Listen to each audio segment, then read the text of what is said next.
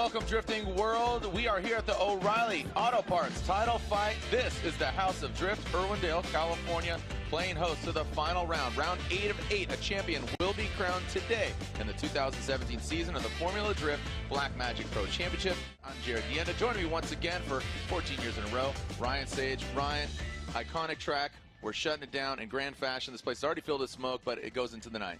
Yeah, you know, it's been a crazy road coming here for all these years. 15 years of actual drifting have been going on here. When it became named the House of Drift, the biggest events are always here at Irwindale Speedway, and an amazing send-off, I think, for all the fans from Southern California and around the world, frankly, to come out here and see us do it one more time. Yeah, you mentioned around the world because basically you have an Irishman and a Norwegian coming to the final round fighting for that championship title, but it's pretty much locked up. The car needs to cross that start line. We'll get to that in a little bit. But yesterday was some exciting driving. We didn't see too much carnage, but just throughout the weekend, we've seen some engines explode, including Chris Forsberg. He went hard in the wall in practice, but he gets into one of those top 5 bye runs. Well, we've heard Chris Forsberg talk about this being a developmental year for him, and I'm starting to see the signs of that championship level, not only driving, but also vehicle setup. We saw that podium in that last round. He got this 5th place qualification going into this event, and you can see just how dynamic the vehicle is with the fire going everywhere in the NOS, so a 5th place for him. All right, next up, Deane, another Formula Drift veteran. You know, you think about House of Drift, Irwindale Formula Drift, 14 years of the championship. Deane, Forsberg, both FD veterans. Deane looked great yesterday. Well, you know, it was very interesting circumstances that gave Daijiro Yoshihara his very first championship here at Irwindale Speedway many, many years ago. He loves this track. He looked great in the number 4 qualification, and look forward to seeing him in the head-to-head battles. Yeah, Daijiro Yoshihara in that twin-turbo V8 engine.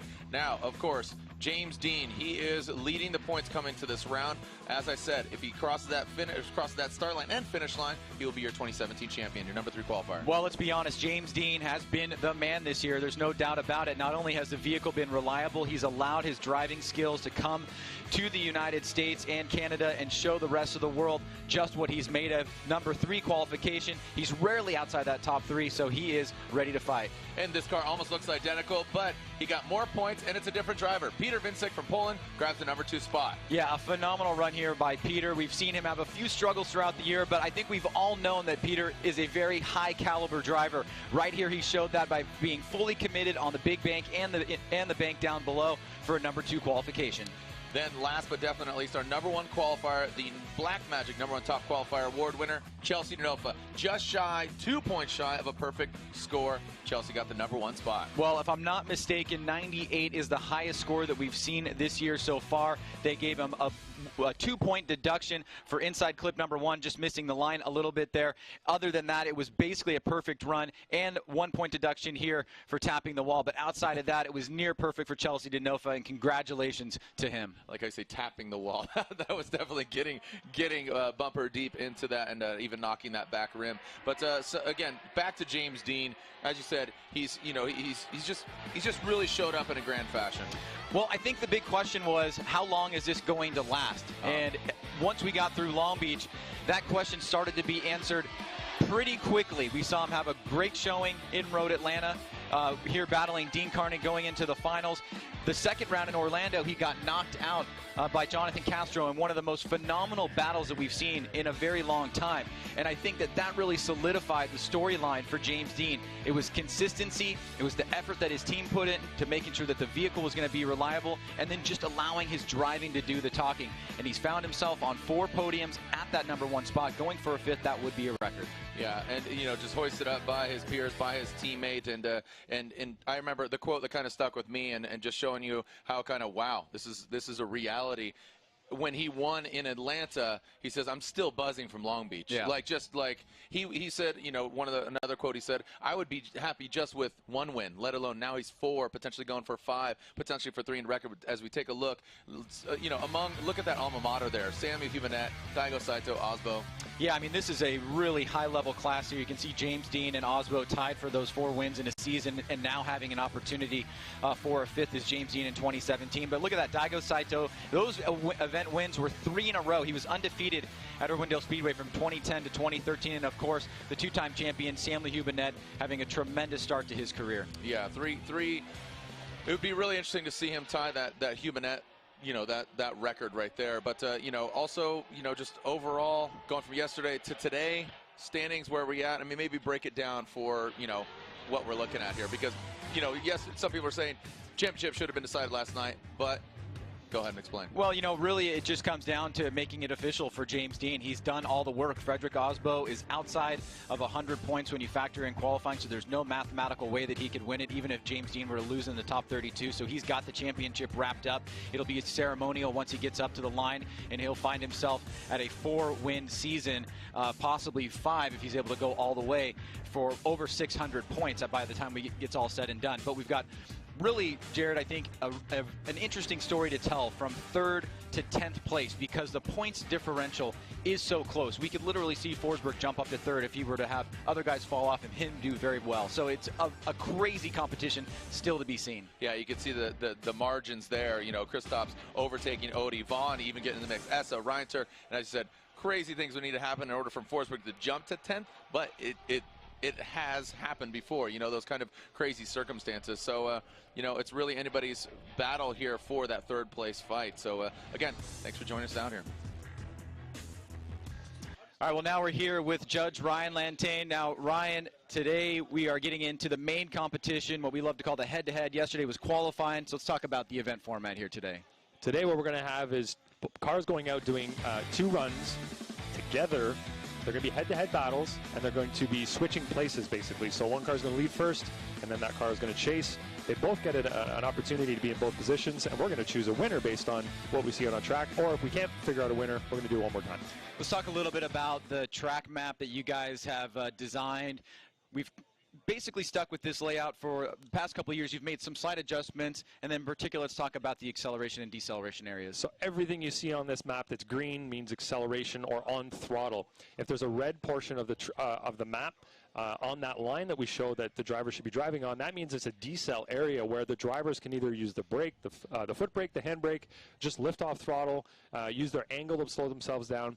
This is so that the chase driver knows where the lead driver might be making some slowdowns, and they can anticipate that, as opposed to trying to guess where a driver will be slowing down, which could cause some collisions and some not close tandem battles.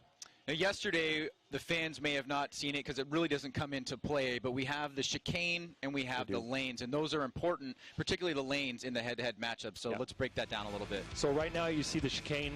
Here at this track, we're fortunate enough to have a large chunk of concrete used for the chicane, which keeps the drivers extremely honest, as none of them want to drive into that concrete. And what they have to do there is drive through that little kind of right-left portion of the track that slows the lead driver down so that the chase driver can have an opportunity to stay close to them all the way up to the initiation point. Now, at the initiation point, we have some lines painted on the track, and that's dividing the 2 lanes, the lead lane and the chase lane. The lead driver must always remain in the lead lane. The chase driver can choose to either be behind the lead driver at initiation or beside. If the chase driver chooses to be beside, they need to also remain in their lane. Now, you guys in the drivers' meeting talk about lead driver goals or responsibilities, chase driver goals or responsibilities. Let's first start with the lead and talk about what you guys tell the lead driver they should be trying to do. The lead driver always needs to run a qualifying line. So basically, we're looking for them to run the perfect run. That's in the ideal world. The perfect run is what we're looking for, and we're going to deem who did a better job in the lead position of achieving that.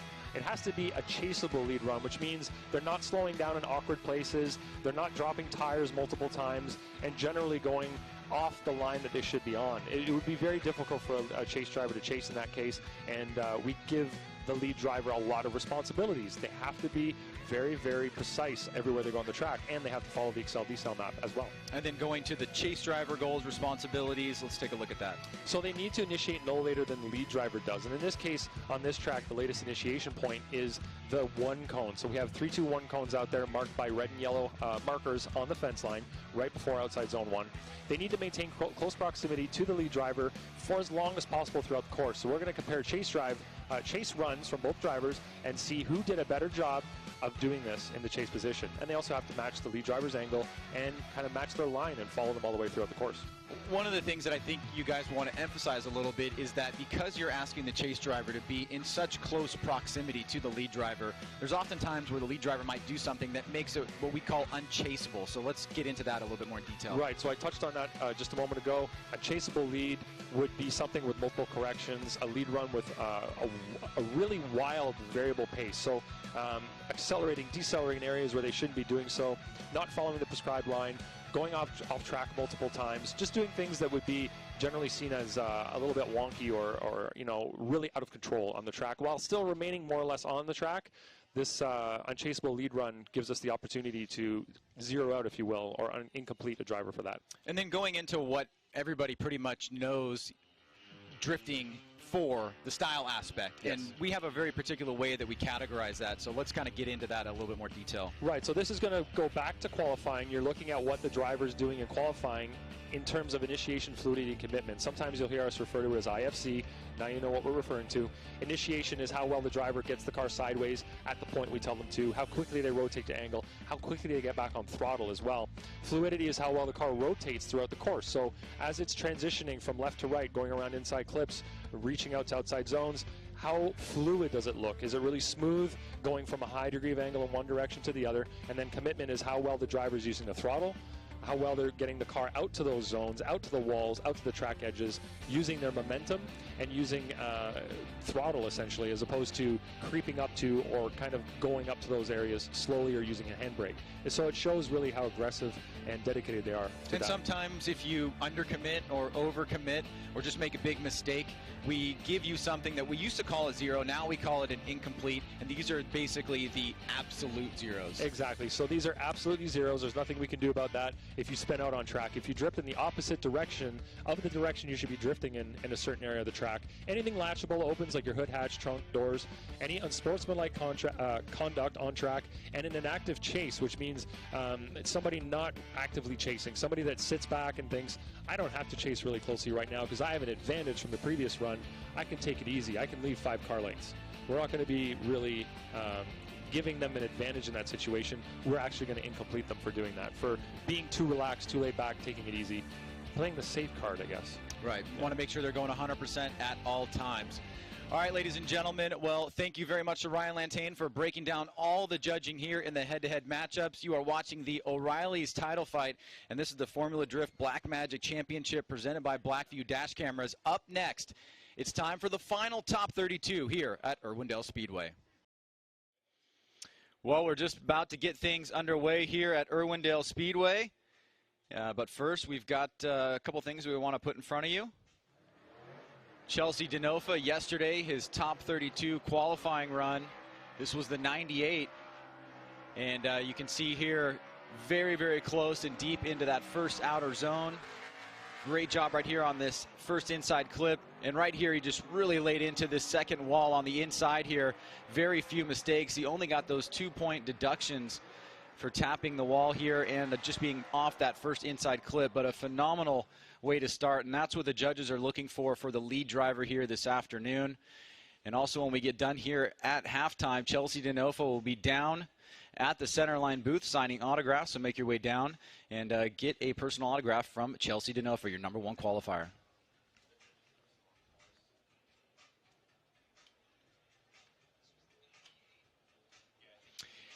And while you're here, we've got a lot of really cool promotions going on. Don't forget to download the Formula Drift app. The app is in the Android and Apple iOS store.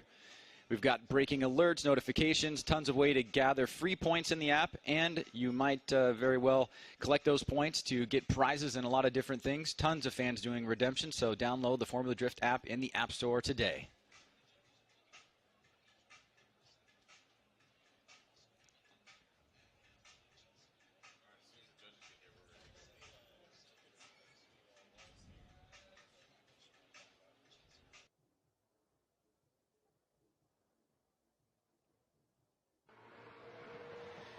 Well, taking a look here at some of the action from yesterday, you can see that this wall coming off that second inside clip certainly played a role in a lot of damage to vehicles. You can see Denofa there was able to get out of it without managing too much damage to his vehicle. Here, Chris Forsberg just barely tapping it. We saw a number of drivers, including Ryan Turk, actually who popped his motor in that section of the course. This is Vaughn Gittin Jr., who ended up getting a 0 on this particular run, but you can see that the momentum carried out of that second inside clip really playing a toll, or taking a toll rather, on some of the drivers. And there you even have it, series leader James Deane going into the wall there. So you have to imagine, Jared, that is certainly going to play a role, especially in the head-to-head matchups where drivers are pushing extremely hard. That wall there has become quite a magnet for some drivers. Yeah, upper and lower, both of those banks, and now there's some oil. We've seen some carnage from practice on Thursday. Truth be told, you know, Ryan Turk is on his third engine of the weekend. They worked last night through the night. They worked the previous night through the night. And Nameless Performance operates Forsberg's car as well.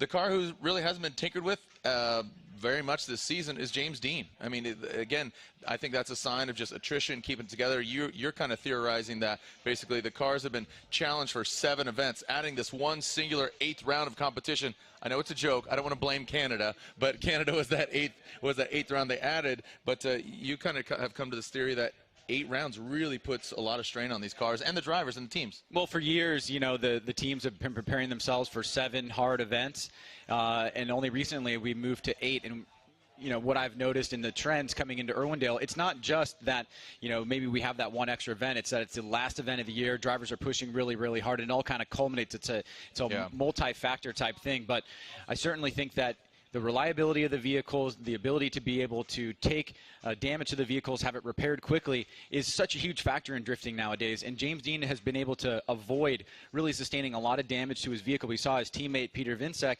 in Montreal have some damage in the top 32 practice, which actually cut him out of competition. So we can see just how big of a role that overall thing can play.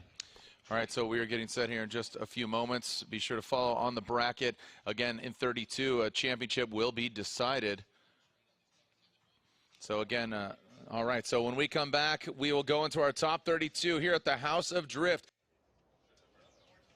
All right, well, welcome out again to the House of Drift. We are live here at Irwindale Speedway, an iconic track for a lot of people, including myself, and a friend of mine, and a friend of the motorsports and automotive culture and community, Ed Lowe. Ed, how are we doing, bud? I am doing awesome. Thanks for having me here. This is a surprise. Yeah, just threw you on camera, man. Yes, you totally did. I saw you had a camera. You said I read your post earlier about you saw the RSR thing, and you're going to be with the old school camera. I think you old have shirt on. Old shirt. I mean, what does Irwindale? What does drifting mean to you overall now? Because maybe what's your title first of all right now? What are you doing? I work at Motor Trend Magazine, editor-in-chief. I feel like I witnessed the birth of drifting as a motorsport in America here. It's been tremendous to watch it develop. I'm really embarrassed to say that at one point I was a judge. Not a very good one. I forgot about that. Fat Ed. I used to be Fat Ed, long hair, and did some judging. But no, it's been great to see the sport evolve, and just to be able to come back here and see what it is today. Yeah, and truth be told, I feel, you know, would you agree that drifting has kind of made its kind of influence in many different motorsports and cars and the manufacturers? I mean, I would say like what's now the GT86 really came out of the kind of drifting community, but you see a lot of drifting even in car commercials, even in reviews. Oh, absolutely. I mean, it's kind of what we try to do when we're testing cars. But yeah, it's tremendous to come out here and to see Ford out here in a big way with the Mustang. Yep. To see all the old BMWs. Like, yep. Somebody told me 10 years ago that all the kids would be running with fixed-up BMWs. I said, no way. Here it is happening. And, yeah, to your point, rear-wheel drive vehicles from Toyota, Subaru, you know, it's insane. Yeah. So speaking of somebody, he used to drive a BMW. Now he's behind the wheel of a Mustang. This is Chelsea Denofa. He joined Vaughn Gittin Jr. in the RTR team. Here's your number 1 qualifier. 2 points less than perfect. That is Chelsea Denofa. Again, 98 points. He gets a bye run, so he advances on to the top 16. So, well, Ed, I'll let you go and take some photos. But any last kind of thoughts on the House of Drift, Irwindale, California, this being its final event here? It makes me really sad, but I'm glad to be here, and I'm glad to be with here with a whole bunch of passionate automotive fans. So everybody enjoy. Thank you, Ed. Appreciate it, man. And yeah, you can follow Ed. What's your lowdown? LOHDOWN? Yep, that is it. Man, you're good. That's random. Awesome. So I'm watching you. So you want to stay there? You can sit here if you want. Yeah, stick around. So again, we are entering into top 32. We are live. So Chelsea Denofa won that battle, and because he didn't go against anybody because it was a bye run. Next up will be Vaughn Gittin Jr., who is his RTR teammate, going against Robbie Nishida. And Truth be told, Robin Ishida says he's hanging up his helmet. If it's an open-face helmet from the first time we saw him from New Jersey to now his Jerry Yang Racing Achilles Radial GTR, he's going against Vaughn, who is a former champion. This could potentially be Robin Ishida's final ever run here at Irwindale. Again, he's saying he's hanging up his helmet. The Bushido Blade said he's retiring from Formula Drift here in the States. I'd like to think and see that he would be competing maybe somewhere across the globe. And I'm just seeing a pull up into the burnout box. That's Vaughn Gittin Jr. Vaughn Gittin Jr.'s Monster Energy Nitto Tire Ford Performance Mustang RTR. Ryan, it's also interesting to take a look at the stats here. 9 battles against each other. Vaughn Gittin Jr. winning 8 out of those 9. You know, some of the veterans, Vaughn Gittin Jr., he's been competing here since he has a lot of fond memories of this place. And, you know, we'll get to kind of some of the thoughts of overall just the venue and the racing and the personalities. Well, he's one of the few drivers that have actually taken a win here. Yeah. And there's not that many of them. You've got Daigo with 3, you've got Tanner Faust with 2, a handful of drivers, Forsberg, Field, Gittin, that all have. Daigo at 3 in a row. Yeah, I mentioned Daigo, but yeah, there's very few drivers that have actually taken a win here, so it's quite a thing to celebrate. Well, Robin Ishida, as I said, this could be his swan song, but he's going to fight for it tooth and nail. Vaughn Gittin Jr. will lead. Robin Ishida giving chase. Our first battle of this 2017 season, and Vaughn Gittin Jr. high on the bank. Robin Ishida now gets into formation, works his way up top past that first front clip. There's Vaughn Gittin Jr. quickly getting to that second outer zone. Filling outer zone, Robin Ishida dropping back. Looks like he's tucking in. Vaughn with a very dominant lead run here. Tight to that front clip are both the drivers, and Vaughn keeping safe distance from that final wall. He went hard into it yesterday, and I'm sure his team got it strapped back together, and it looks like it is. Well, Jared, we talk a lot about what the lead driver needs to do, and this is Vaughn Gittin Jr. going out and laying down a pretty solid lead run. Had a little bit of trouble on initiation, but gets right into it. You can see nice and high on the bank. Nishida chasing him down here, but Nishida's going to fall back out for a second right there past that first inside clip. Give Vaughn a little bit of a lead here in terms of proximity. Vaughn pretty deep to that wall, comes off a tiny bit early, but overall this is a pretty solid lead run from Vaughn. Robbie has the opportunity here to try to match or better that lead, and that will put him in good position to either force it one more time, depending on what happens to Vaughn in his chase position. So the judges are looking at both leads, comparing both lead runs of each driver, both chase runs of each driver, and then who did better overall. And if you can win the battle of the leads and the battle of the chases, that is a recipe for victory. That's a good just a bridge kind of definition and explanation of what's going down here. Nishida, you know, wasn't exactly right there, but still an opportunity. And, you know, things have happened where the lead driver will potentially take himself out, or the chase driver. So now Robin Ishida has clean air. He is out front, and Vaughn will be chasing him down. Nishida qualifying 17th, Vaughn Gittin Jr. 16th, so fairly equally matched according to yesterday's judging criteria. Nishida through that start chicane. And here we go, initiating into the bank. Robin Ishida lights up the Achilles radials. Vaughn Gittin Jr. gaining some ground, mirroring the angle, drops down a little bit. Now into that front clip. This is where Vaughn Gittin Jr. could strike, show some dominance, but Robin Ishida with a strong lead run. Great angle from Nishida. As Vaughn, tight proximity there across the finish line, powering through. And as I said, Ryan, if this is it, he gets knocked out, this would be Robin Ishida's final run in Formula Drift. Well, this is a pretty solid lead run here by Robbie Nishida. A great job there overall, staying pretty nice and high on the bank. I think it's really going to come down to who had the better of the chase runs, because Robbie, for my money, had a really solid lead. He stayed deeper into that second outer zone. Let's take a look at it here. Nice initiation there. Vaughn tries to stay close from the onset, but Robbie works his way up the bank. Vaughn trying to close the door here. Robbie comes off that first bank, now into that first inside clip right there, right on the button by Robbie. Stays deep into this second outer zone. You can see Vaughn trying to close the door here. So going back to Vaughn's lead. How does Vaughn's lead compare to Robbie's chase? How does Vaughn's chase compare to Robbie's chase? Those are the factors that the judges are looking at as we now wrap it up and go to the judges' scorecard.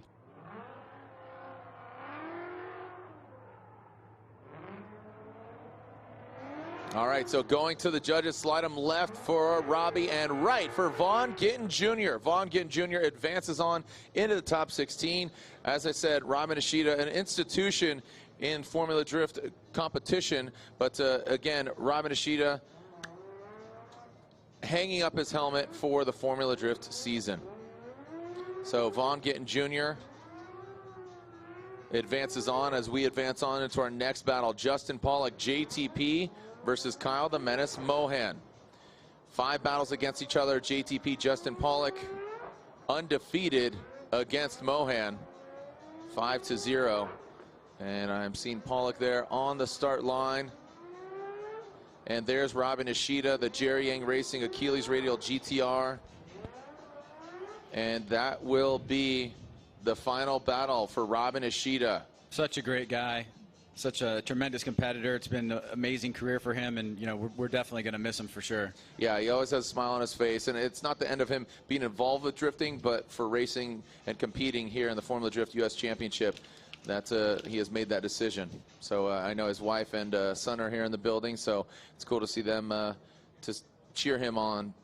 But that is the culmination of a lot of tires being burned. So thank you for joining us, and we appreciate your involvement, Robin Ishida. Justin Pollock, Kyle Mohan on the start line. Pollock will lead. Justin Pollock qualifying 8th compared to Kyle Mohan's 25th. Now Justin Pollock known to really throw down. Let's see how it goes here. Into the wall. Pollock really motoring ahead. Look at that. Kyle Mohan struggling to gain some ground on him. The rotary MX-5 built to apex. Coming to that second outer zone. Pollock dialed in. Mohan comes up short and loops it. See a little bit of fire kick off the back of that MX-5. Well, tough break there for Kyle Mohan on the inside of the bank. Obviously unimpeded there in the chase position, and just making what looks to be like a mistake. The judges were talking in particular about how impressed they were by Justin Pollock and his initiation and then right back into throttle. And you can see there he has that really smooth initiation, gets it right into the bank. He gets back on throttle. And as he comes down off this big bank here, he's nice and tight on that first inside clip. And then he's really back on throttle pretty early there into the inside bank. And that is that one larger deceleration area that Judge Ryan Lantain talked about in the opening. And we've seen a lot of incidents there, so we'll pay attention to that as we get into the nighttime events. But overall, for Justin Pollock, he's got himself a big advantage here after Kyle Mohan is not able to make it through the course. And now him not running there looks to be signs of some sort of mechanical. All right, looks like Mohan is back up on the starting line. And he is ready to run. Definitely is a hot one out here at Irwindale. When the sun is up, it is warm. You can see the wind barely blowing those flags. Thanks to the fans, the hardcore fans, for showing up. I know, the parking lot gets crowded. You can see Vaughn Gittin Jr. and his team putting some fresh Nitto tires on it. Next stop for them, top 16. Kyle Mohan will lead. Justin Pollock will give chase here on the second half of this battle between these two gentlemen.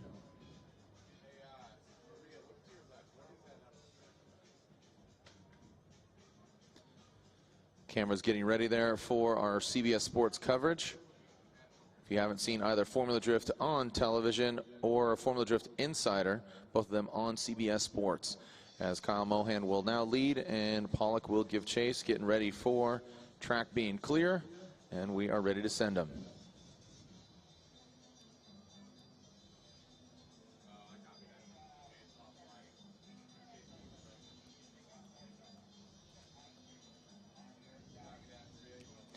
Hashtag FDIRW, let everybody know you are watching the final round, the O'Reilly's Auto Parts title fight, to find out not only who wins here tonight at Irwindale, but also the 2017 champion essentially will be crowned in just a few moments, to be quite honest. A few battles away, 4th from the last battle. James Deane, once he crosses that start line, he will be your 2017 Formula Drift champion. He does have a bye run, so he automatically will advance. Here we go. Kyle Mohan out front. Justin Pollock in the chase position. Mohan lighting him up quickly. Gets to angle. Oh, as Pollock hits the wall. Pollock, hits it once again. So Pollock initiates in the chase position. Ryan an interesting turn of events here for Justin Pollock. Well, let's watch Kyle Mohan, because if he finishes this run, it will be 2 incompletes in the chase position, which means the leads would need to be compared.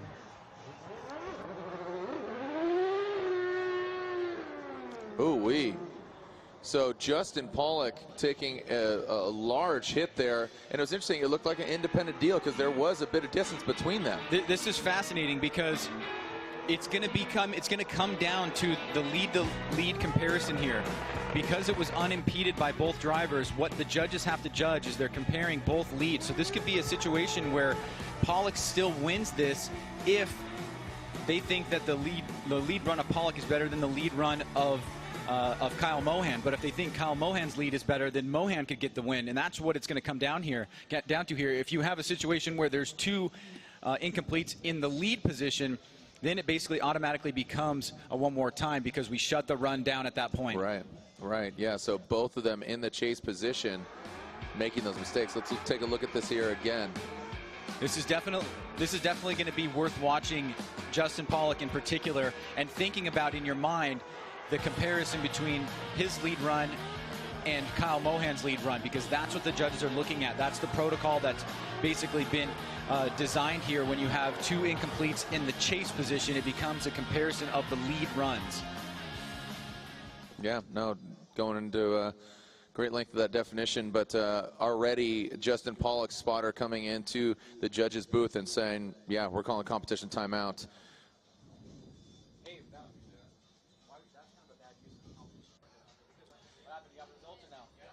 They're really taking that whole stance thing to another level there. I don't mean to make light of it, but, you know. Kyle Mohan, Justin Pollock, slide him left for Mohan, slide him right for Justin Pollock. So, truth be told, Justin Pollock won't need that competition timeout. And so when we come back, we will be seeing Matt Field and Cameron Moore when we come back. Welcome back. As you can see, we are seeing Matt Field warming up his tires, and he's going to be going against Cameron Moore. Matt Field, the Beast from the Bay. Ryan, notably, he won here last year. Yeah, finish off the season in a very strong way. Those 2 wins back-to-back, certainly putting himself in a strong position for the 2017 season. Admittedly, he hasn't had the season that he's wanted, but he's been traveling all around the world, going to tons of drifting events, and looking here to kind of match some of that success he had at this track last year. So he'll face Cameron Moore in his top 32 battle. And as you can see, statistically speaking, Cameron Moore and Matt Field going against each other only one time before, and Cameron Moore getting that victory. Not the highest winning percentage for Cameron Moore, but when push comes to shove, Cameron has the advantage right now. And Matt Field, seeming like his car is definitely running strongly. We saw Cameron Moore earlier in practice tap the wall, but backup's running order. But his dad, his spotter, he said he's been having some diff issues, and the axle came out yesterday. He spilled oil over the track, so he's been having a lot of issues this weekend. Well, that one win came in a very controversial matter in Montreal a few years ago. It actually was overturned, and Matt Field was given the points for I believe it was in the top 16, if my memory serves me correctly. So these guys will have a chance to do it again. That's right. Yeah, thank you for reminding me. Yeah, so the win was essentially awarded, but the points were not for Cameron Moore. So here we go. Matt Field out front, Cameron Moore in the chase position. Quickly, Matt Field piecing out on Cameron Moore. Now Cameron Moore reeling him in with that 2JZ nameless performance. GT86 transitioning past that front clip into that second outer zone. The Beast from the Bay. Look at Cameron Moore gaining ground. Field tied to that final front clip. Well executed out front, Ryan. Let's look at this again. Cameron Moore, man, he was really kind of motoring up. Yeah, Field blasting from the start line here, getting a nice jump. You can see he's pretty high on the bank here. Moore having to cut the line a little bit to gain proximity. Probably a good sacrifice to make, but obviously the judges are keeping that in mind. Field doing everything correctly here as a lead driver, very deep into this second bank on the inside here. Moore now closing the door. Swings a little bit long on that last inside clip in the chase position, so it's a strong start for Matt Field overall, completing pretty much most of what the judges are asking for as the lead driver. Now Cameron Moore will lead. Matt Field giving chase. The smoke really lingering, just a testament to how little wind there truly is blowing through Irwindale Speedway. So the smoke lingering, like we've seen at previous rounds of competition. I would have to say it was probably worse in Atlanta, because at night the lights would just light it up and be just blowing it out. And even in Jersey, the smoke bowl. Cameron Moore leading, Field giving chase. See the start line between the two drivers, and away they go. Let's see if we got a clean start, and we do. No cones hit, and there goes Cameron Moore ripping out of the gate. Cameron slaps the wall. So at this point, Matt Field is allowed to shut it down. Cameron Moore probably frustrated himself, and that was he was going for it. He was going for it. Matt Field giving a wave out the window. He knows that he will advance on, Ryan. Yeah, we never encourage a chase driver after there's been an incomplete by the lead driver to continue on drifting. So Matt did the right thing there. Moore goes into the wall, impeded Matt Field, and had an incomplete of his own. So he did the right thing to keep himself safe. Let's take a look at this here. You can see Cameron Moore just starts floating upwards, gets sucked into the wall. And that is a very tricky part of the course there to avoid a lot of damage. Cameron Moore did a good job there of saving the vehicle the best that he could, but he does get an incomplete in the process and hands the victory to Matt Field.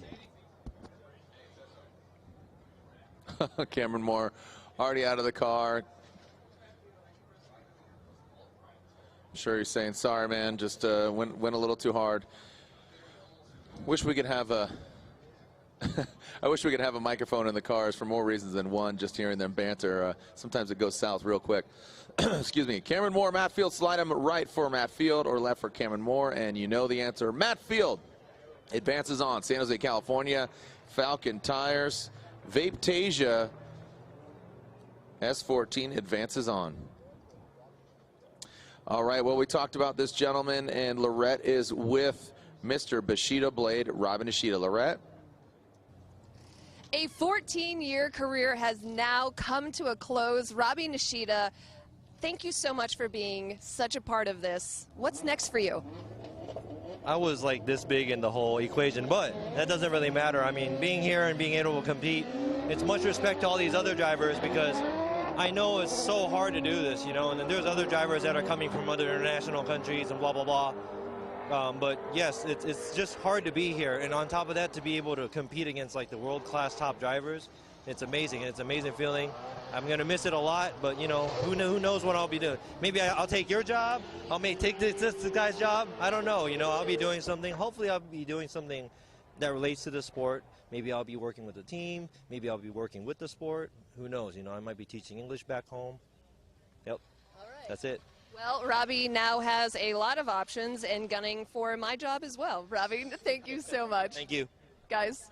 I like that. Robbie, again, just another testament to just a fun-loving dude, smile on his face, and he's just been instrumental in helping a lot of the Japanese drivers actually come over to the States as well. I mean, he was one of the let's call it what it is, kind of assistant dudes to help bring Daigo over. He helped facilitate a lot of that kind of movement. Yeah, and at the same time developing a campaign for his own championship during those Daigo years in the SC and having some, quite a bit of success. So, it's going to be really tough to see Robbie go and move on to other things in life. And it's getting to be about that time, 14, 15 years. A lot of these guys got in, started young, and they're getting older now and looking to do other things. But we're going to certainly miss Robbie Nishida, even though we'll still see him around. Yeah, we'll still see him around, and that's what I was going to say is he's a great ambassador of the sport. He resides in Japan.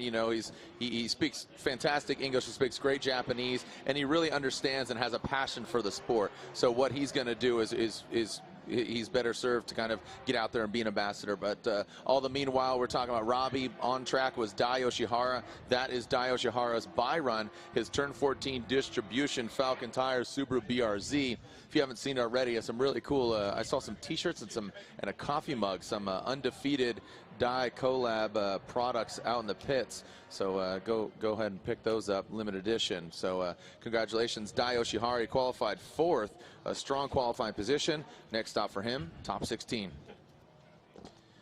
Next up in 32, that looks like that is Jonathan Castro. Jardo Metal Dom, Toyota Racing, Toyota GT86 on Nexen Tires. And Castro really liking this car, likes where it's set up, and has a smile on his face. Pat Gooden, he also looked really strong yesterday in his first qualifying run. He qualified 13th compared to Castro's 20th. So I'm expecting big things from Pat Gooden. I think he's a lot more comfortable starting out in the lead, as are all the drivers. But I think Pat Gooden, he puts a lot of pressure on himself. Would you agree? It seems like Pat kind of really beats himself up.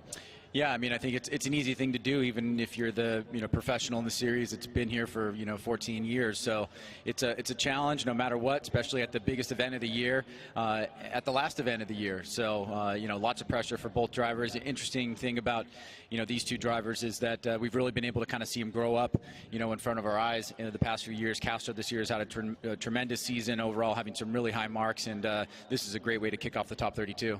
All right, so Gooden from Florida, Jonathan Castro, Dominican Republic. Two very different cars, different setups, different driving styles. And here we go. Looks like Pat Gooden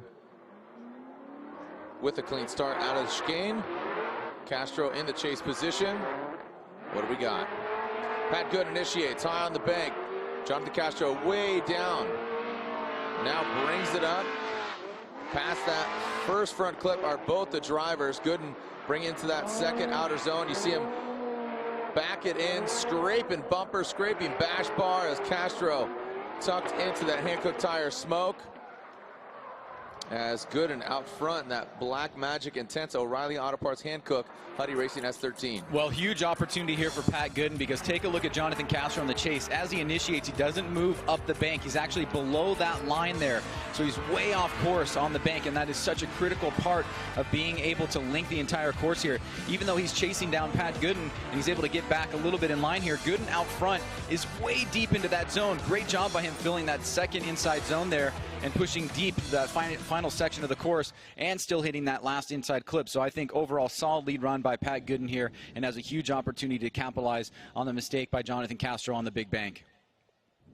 Most definitely. So Castro now out front. He knows he needs to throw down a strong run, and that's just the scenario there in that chase position. If you kind of have a bit of a lackluster run, now you really need to throw down and hope that your chase driver can't hang with you.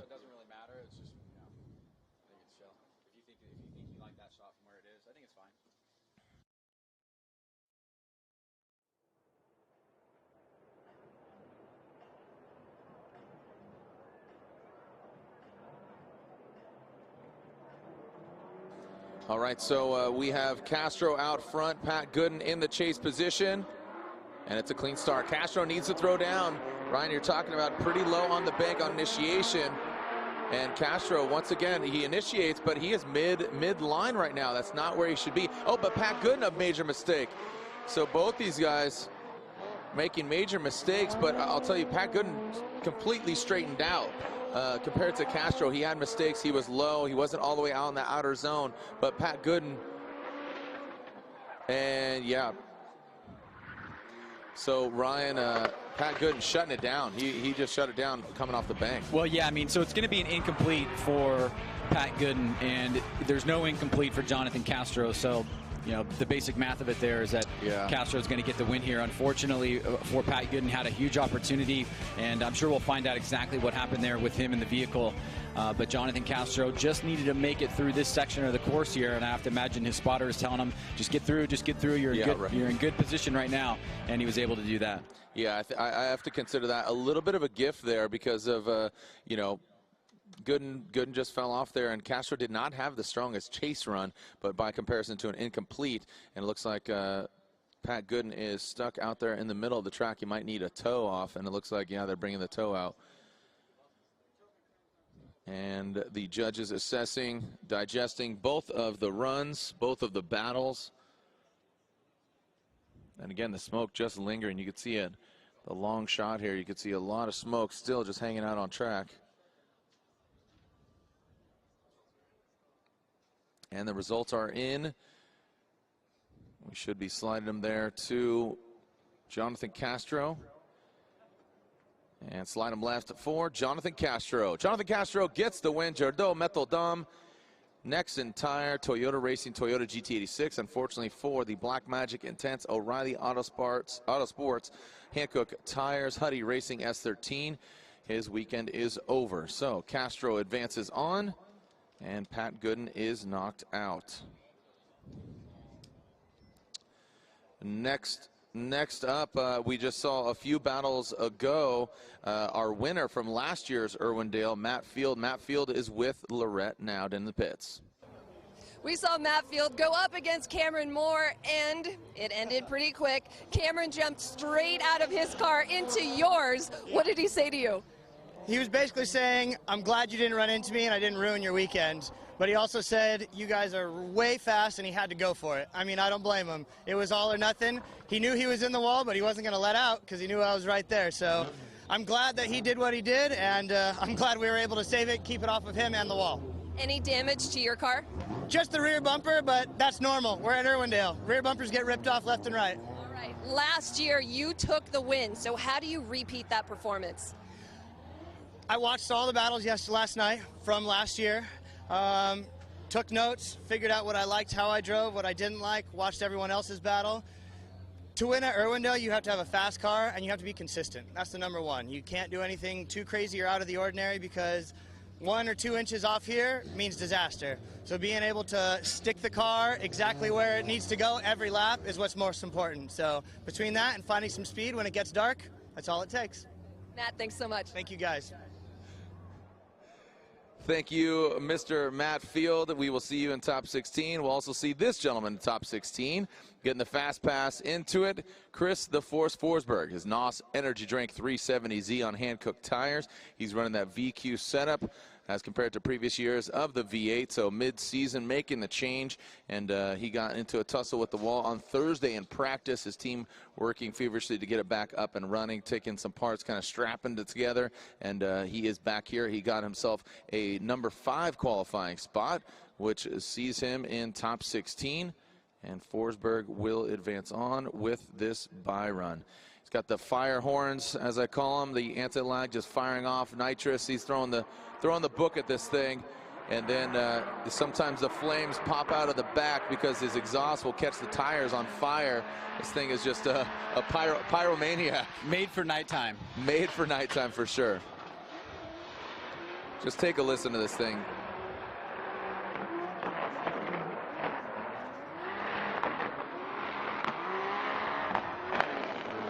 Sounds like the 4th of July going off.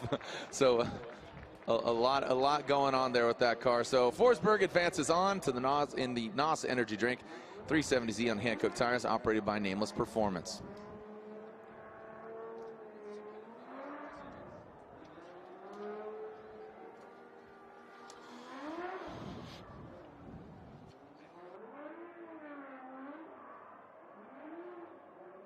So again, Ryan Turk right now, he has gone through a lot this weekend.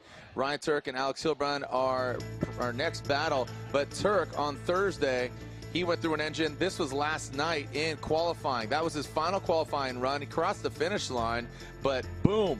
They actually found a rod on the track and grenaded his second engine. So he is currently running on a 3rd engine right now for over 3 days. Yeah, it's been nothing but carnage, not only for Ryan Turk, but a lot of the other teams. Multiple engine swaps, a vehicle swap. It's been just utter chaos from Thursday on. And Ryan Turk last night, under the lights, that big plume of fire that came from his vehicle. Like you said, one of our staff members found a connecting rod down there. That's never a good sign. No. And so they were on their way to finding yet another replacement for their engine. And he'll be now challenging himself, but also Alex Hilbrand, who's going to be headed up to the line. Yeah, Alex Hilbrand, a serious contender, a Pro 2 champion, and that vehicle really seeming to work out properly. He's gonna push for it. But truth be told, Alex Hilbrand, he only had 1 run yesterday. He bowed out of his second qualifying run. Why? I didn't actually hear why. Maybe he's just confident enough in his 1 qualifying run, or maybe he had some mechanical issues as well. I wasn't able to wrap out with Alex Hilbrand. But he's going against Ryan Turk, the Gum Out, Nameless Performance, Hankook Tires, Toyota Racing, Toyota GT86, going against the Nitto Tire, IMR, Inca Madness Racing, BMW of Alex Hilbrand. Ryan Turk from New Hampshire, Alex Hilbrand from Lima, Peru.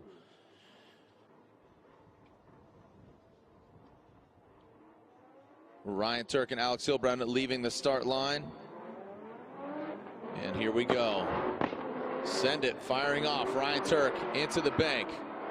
What's the 4-1-1? Alex Hilbrun throwing some nasty angle at it. Ryan Turk out front. And Alex Hilbrun going on the inside of that front clip. Whoa, Hilbrun going. So what happened there, Ryan? Let's take a look at this again. Yeah, that was pretty wacky. There was a mistake by Hilbrun up on the big bank and coming down into inside clip number 1, but I think Turk shut it off on the inside bank. I'm not 100%. I'd like to see it again, but watch, you can see Hilbrun starts going up. He taps the wall there. He pulls some angle out of the car. Now watch him in the chase position coming through the smoke line. He's going to almost come on the inside, but here let's focus on Turk. Coming down below. Watch him, watch him, watch him. He's losing momentum there. Yeah.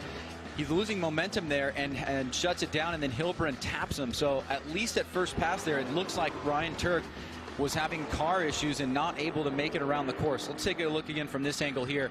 Watch the car. You can see him starting to straighten out a little bit. The back end starts to come back to neutral. It just looks like a car problem there for Ryan Turk. Yeah, it seemed like coincidentally Ryan Turk was straightening out, but Hilbrun was actually shallowing up, and he was coming in too hot. So, you know, I think if Ryan Turk was left to his own devices, basically I think he would have straightened down, corrected, but then also Hilbrun was coming in too hot. So let's take a look at this again. Watch Ryan's front wheels. Yeah, you see him straighten them out. So judges asking for another replay there from another angle, isolated.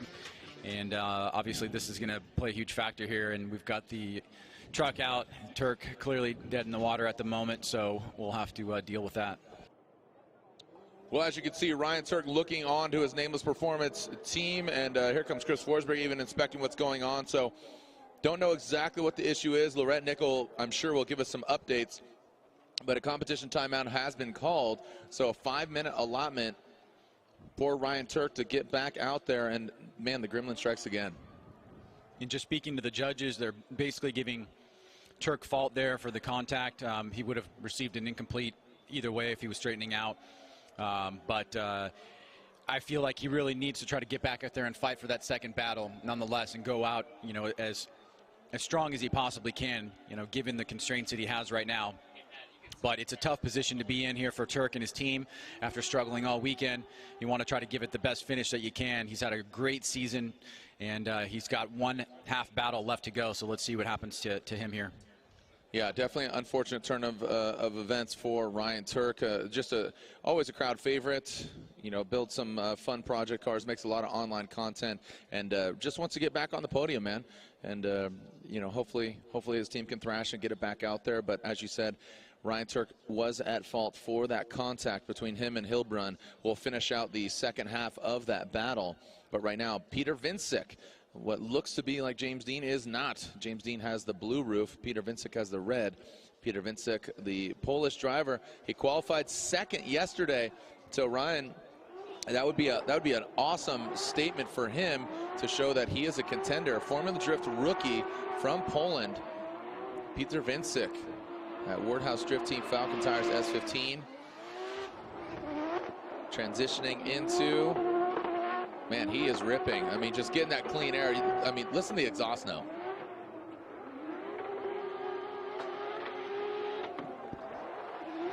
Two JZ powered S15 Sylvia, very, very smart for that Wardhouse Drift Team to not only almost look identical, but what's great about it is it's streamlined, you know, even from the aesthetics. But I'm talking about engines here. It's very smart to run similar setups, because then, you know, if somebody needs a part, it's kind of swappable. Well, you did mention him and his rookie status, and that's pretty significant given the fact that this is the final event. He's currently sitting in 12th place, which does make him the highest ranked rookie. And so for him, first year in the series, to receive Rookie of the Year honors would be quite a feat, and he's on his way to doing that tonight. So congratulations to him moving on. Yeah, that's a great statement for him, regardless of the outcome of what's going on. And looking forward to seeing him next year and see what he can throw down. Formula Dread watching at home. How we doing, Luke? Right now it's Dan Burkett, Kristaps Blush. So Dan Burkett, another Formula Drift rookie.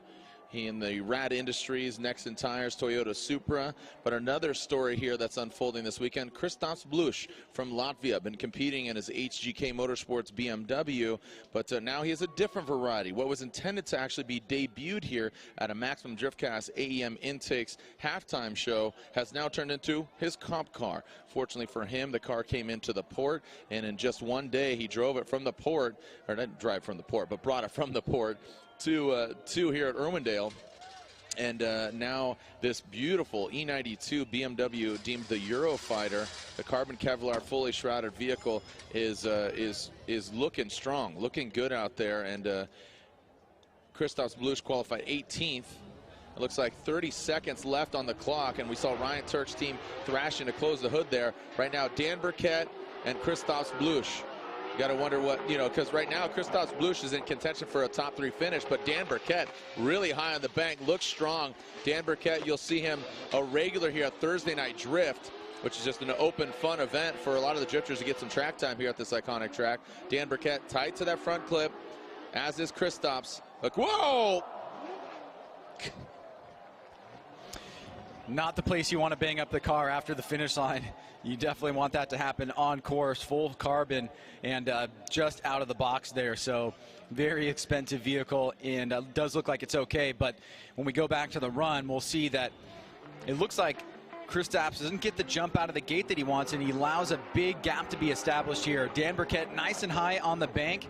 Comes off right there in the middle section of the bank through this first inside clip. He's on that second, and between that second and third hash mark. Now Kristaps trying to close the door as Burkett moves his way through this second outer zone. Comes out a bit early here. Now let's watch the contact as we come through the finish line. Burkett is going to get off the throttle there, and Blues was coming through real hot and makes contact. So tough break there for Kristaps, and they will switch things up now as Kristaps will now go to the lead position, and Dan Burkett will chase him down. Yeah, like I was saying, I was like, oh, I reacted just because, like, man, it's such a good-looking car.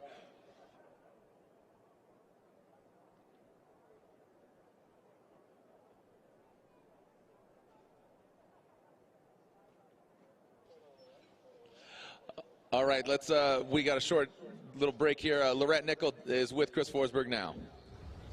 Jared, thank you so much. Chris, can you tell us what happened to Ryan's car? Because unfortunately, they didn't make it for the 5 minutes. Yeah, as we mentioned earlier, they're having some issues with the engine earlier because they lost a serpentine belt, which is a very simple part that actually took out their dry sump belt, which is what lost the first engine. And I think it's just been that trickle-down domino effect that they've been kind of trying to get the car back together, get back out on track, and they're just fighting little gremlins the whole way. And so it's the guys did their absolute best, but I believe that it hydro-locked on this last one because we went to bump start and it wouldn't turn over. So it's unfortunate for Ryan to go out that way. I'm sure he's upset. But, you know, it's part of racing.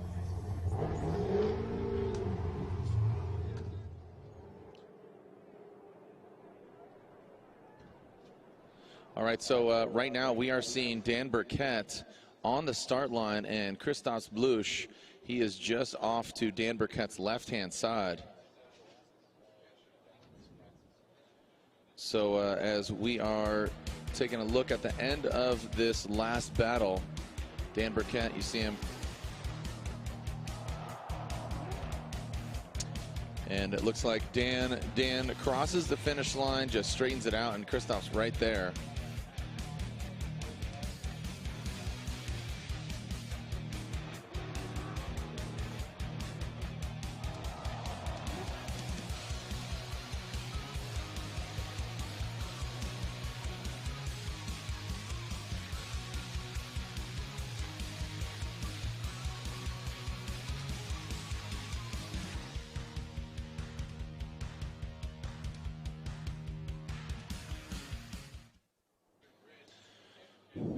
All right, so the reason for reviewing here is Dan Burkett, when he crossed the finish line, he basically the judges request the drivers to power through, to basically don't shut it down, kind of power through, stay on throttle, power through all the way, so you kind of avoid any contact. Unfortunately, the judges have deemed Dan Burkett at fault. That doesn't take away from his run, but what it does mean is that Christoph Blush is available to look at his car, get hands on his car, and not be docked his competition timeout. So Christos Blush is available to look at his car, will not be accounted for his competition timeout, and again, does not affect the outcome of this battle. Dan Burkett did go through the finish line, but again, Dan Burkett at fault, so Christos Blush will get hands on his car. He'll inspect, again, that brand new E92 Eurofighter, and we'll take a short break because we're going to advance on to our next battle. All right, well, welcome back, and as you saw, Forsberg explaining what went down with Ryan Turk's vehicle, and he was not able to make it, so that means Alex Hilbrun will advance on with this bye run. So that is obviously, given that Hilbrun is able to run. You could see the HGK team, looks like they're putting on maybe a new wheel, new tire, inspecting the corners, looks like that. Yeah, you know, they were talking about that. I was talking with one of the AEM representatives. He was saying that the fenders, they're definitely rubbing. All right, so Alex Hilbrun will advance on into the top 16 in this IMR Nitto Tire Field Suspension BMW. So Hilbrun in that second outer zone, Ryan.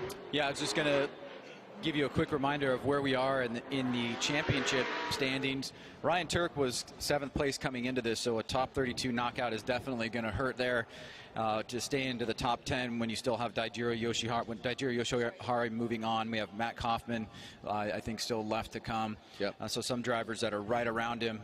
Michael S. is still to come as well. But obviously, anytime you have a top 32 knockout, it stings. And tough break for him overall, but we'll see Alex Hilbrun moving on into the top 16. You can see the HGK technicians getting underneath the vehicle. Christos Blush coming into view there. And as I said, you know, this vehicle primarily wanted to be just debuted, and now it's getting some spider cracks there, spiderweb cracks in the carbon Kevlar, and getting some massaging as Christos wants to get back out there. Looks like checking out the corner, seeing what's going on. So we'll see what happens there.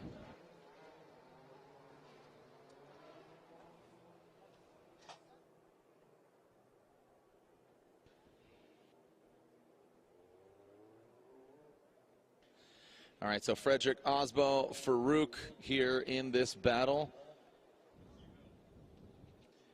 Frederick Osbo has a great history here. He's won here at Irwindale before, correct? I'm trying to think. 2015. Yeah. Yeah, it was the year that that right. when Toyota 1 and 2, Ken Gucci 1st and 2nd, they went to the finals. Osbo actually won his championship in a similar way as Deane will win his by making it into the top 32 after qualifying. So very similar between those two guys, given the fact that they've had somewhat of a rivalry developing this year. They have pretty much extended themselves from the pack, and Deane even more so than everybody else. But we saw Osbo get a victory against Deane in Canada, and then Deane get one back in Texas. So it's been really fun to watch these two battle all the way through this 8-round championship. Yeah, it's been really exciting. And again, I've seen Frederick Osbo and the Papadakis Racing team take that Rockstar energy drink, Toyota Racing Toyota Corolla IM on Nexen tires, taking that on its freshman year, on its first year of competition, to where it's at now in a strong contention for the championship. But as you said, James Deane winning in kind of a similar format to that of Frederick Osbo. So Farouk, you can see getting a little bit of a jump, but that is allowed. That is allowed for the chase car, but Frederick Osbo quickly making himself superior here. As Farouk back there quite a bit. Frederick Osbo ripping past that first front clip, and now in that second outer zone.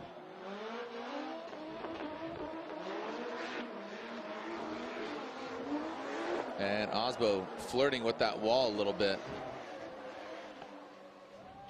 Well, you know, for Osbo, the lead run is always a specialty for him. He's such a great chase driver as well. But I think the chase run in this next half of the battle here is going to be the most challenging for him, because you can see clearly here Farouk's car is much slower than Osbo's, and Osbo's going to have to chase that down and really try to figure out exactly what type of space he needs to give Farouk.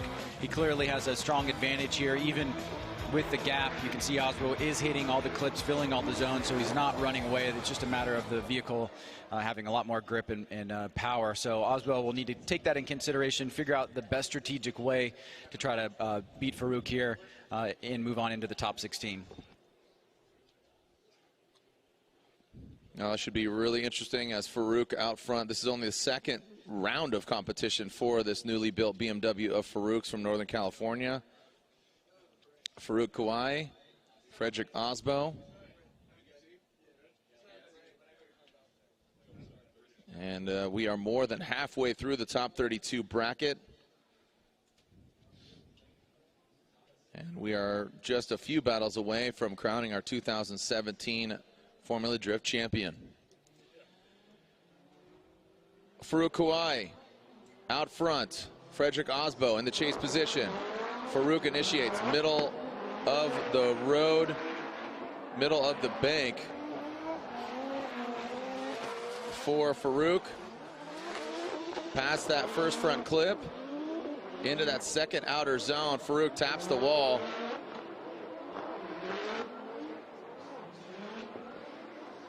As Farouk brings around that final clip. Frederick Osbo really struggling there in that chase position. My guess was that Osbo was going to give him a bigger gap and then close it towards the end, but he actually stuck with him right out of the gate here. And you can see it almost cost him. He initiates, he has to pull a little bit of angle out of the car, then he gets back in it. Farouk is way down there on the bank, starts to move up here. Osbo stays pretty much close to him the entirety of this run as they pass through that first inside clip. Now here on the bank, Osbo sees he has an ability to pull back a little bit. Now he starts surging forward. He's on a lower line here. Farouk traveling around this last inside clip, and Osbo is sticking with him there. So really interesting turn of event, a really interesting battle there between these two guys. But Osbo looking like he's going to move on into the top 16. And there it is. Frederick Osbo advances on. Osbo gets the victory. Frederick Osbo advances on into the top 16.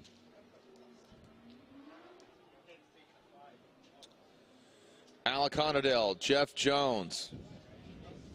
Similar setups, both V8 supercharged S14s. Jeff Jones been competing for numerous years. Alec Honadell, I believe he's in his junior year, third year competing in the Formula Drift Championship.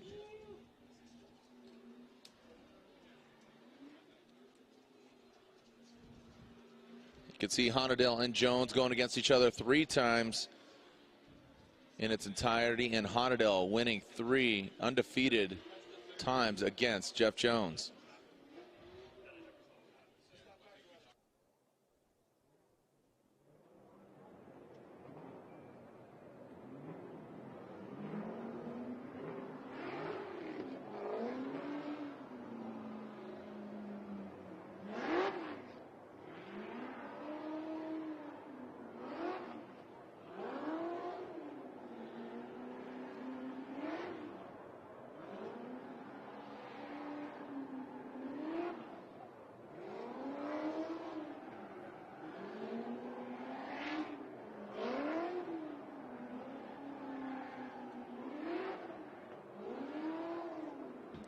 Alec Honadell waiting patiently on the line. You could see Jeff Jones, the Doc Edelbrock Supercharged LS on Hankook tires.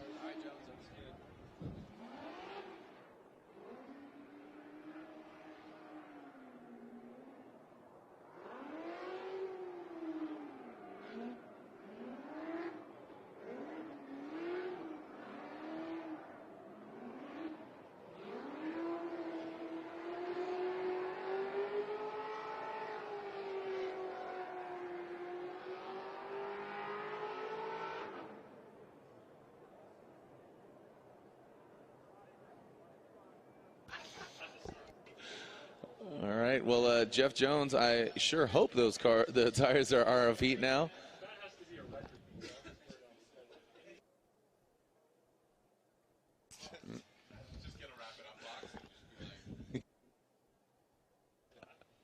All right, so Honadell and Jones. Jones with a massive jump there.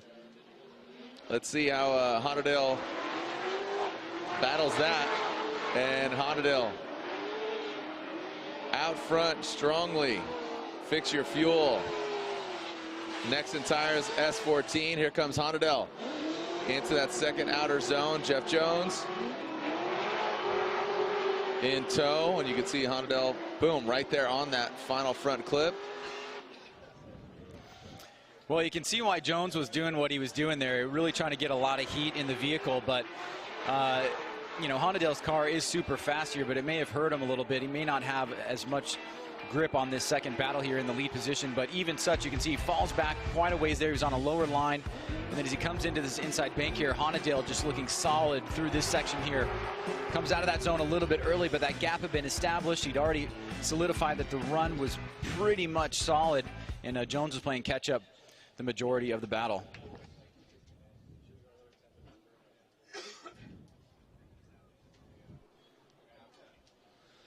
All right, so Jones will now lead Honadell, give chase.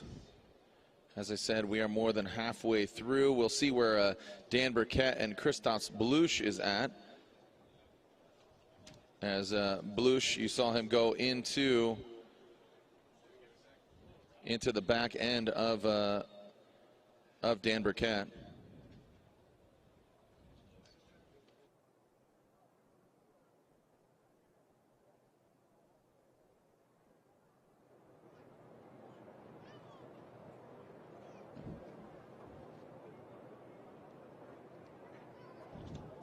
All right, so again, Jones, Honadell, second half of this battle. Who's going to come out on top? Jones was back there quite a ways. Honadell wants to apply the pressure. Honadell foregoing some proximity to gain some ground, or some angle, excuse me, but now definitely gain some ground and proximity. But Honadell now a very shallow angle past that front clip.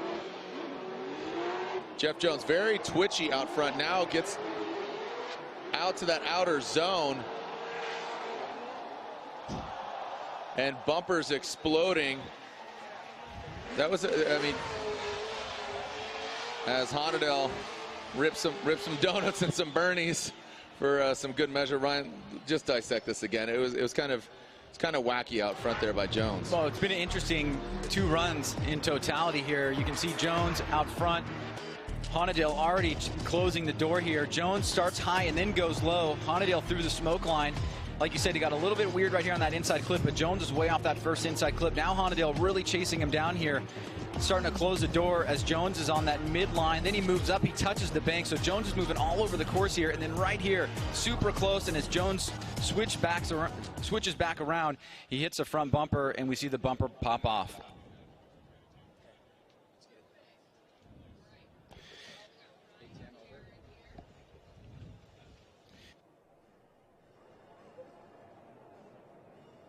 All right, slide him left for Jones, slide him right for Honadell. And Alec Honadell gets the victory. Alec Honadell gets the victory.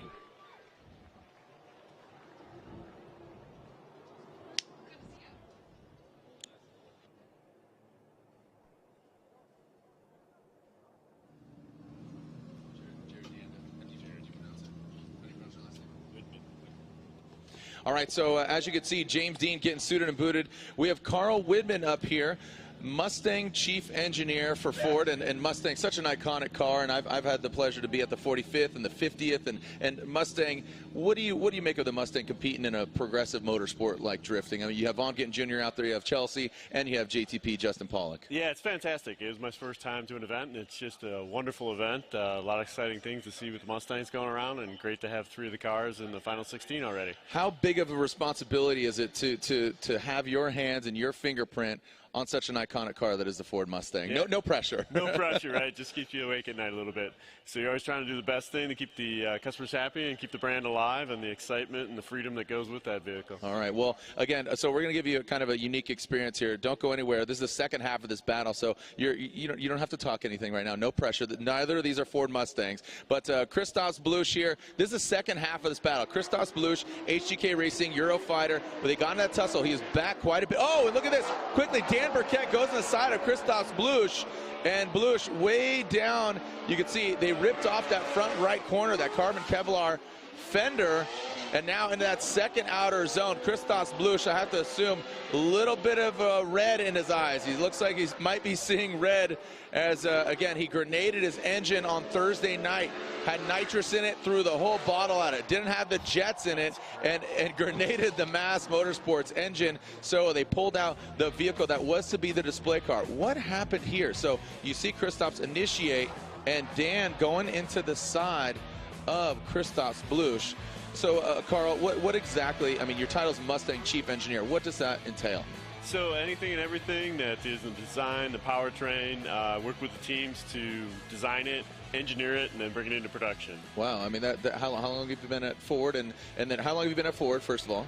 I've been there about 27 years. Wow, and then how long have you been Mustang Chief Engineer? Just 3 years. Awesome. And have you ridden in either of the Mustang cars that compete in Formula Drift? Nope, haven't ridden them. What? No, not yet, at least. Wow. Well, again, I think it's cool. Again, I've had the pleasure to announce for Vaughn and Justin and Chelsea and see the Ford brand really develop from hot hatchbacks to trucks, obviously, but the Mustang is just such an iconic car. Do you get that stress at all, or I mean?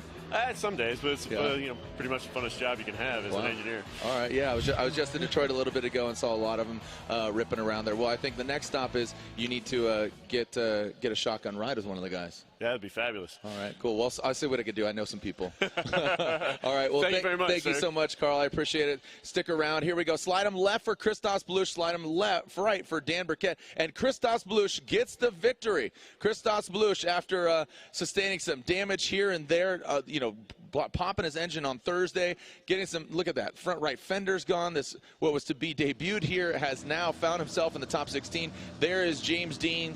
He is next on the roster, not to do battle, but to have his bye run and be crowned the 2017 Formula Drift champion. Also, happy birthday to James Deane. What a birthday present to come back in Formula Drift competition, find himself winning Long Beach, winning Atlanta, winning Seattle, Texas, and now moving one step closer. And in just moments, he will be your 2017 FD champion. Ryan? We certainly should celebrate it. James Deane, after being gone from the series for 7 years and having only a shortened season back then, comes over here as one of the most talked about drivers in the world to prove that he is the best driver in the world. And I think right now he can claim that, and not many people are going to argue against it. He came here against the world's best. There's 13 different countries represented in Formula Drift, and he went through this field in a really incredible fashion, battling some of the top guys in the series, and him and Frederick Osbo ended up being the two guys at the end.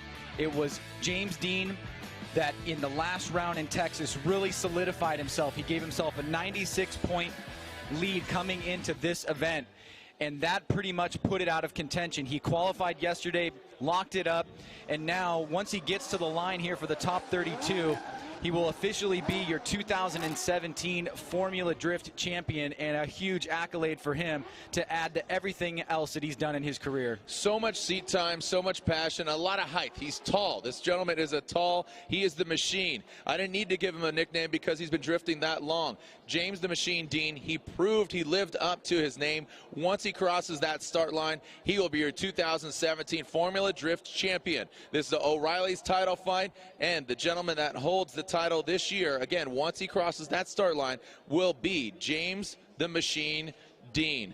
Haven't seen him in 7 years in Formula Drift competition, and now he comes back with a two-car team, teaming up with Peter Vincic. A very strategic move, two identical cars, very different drivers, very different personalities, but very creative and, again, very poetic for James Deane. The Wordhouse Drift Team, Falcon Tires, S15.